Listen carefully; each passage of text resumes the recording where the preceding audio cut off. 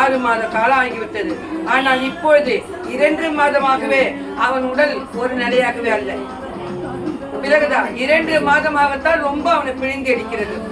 அந்த வீடு ராசியிலையா அல்லது இதனாலதான் அவனுக்கு அப்படி இருக்குதா? உங்கள் தொட்டது சரியல்ல. அந்த மங்கை ஒரு ஆசை நிறைவேறாம மாண்ட மங்கை. யாரோ அது உங்களுக்கு சொந்த பந்தம் இல்லை, யாரோ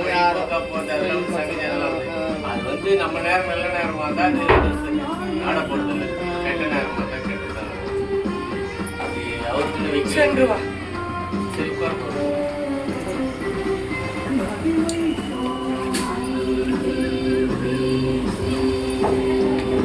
அப்படி வச்சுக்க, 2 கனியை வச்சுக்கா. அதில் ஏதோ இவங்க கனி கொண்டு கனி உள்ளது.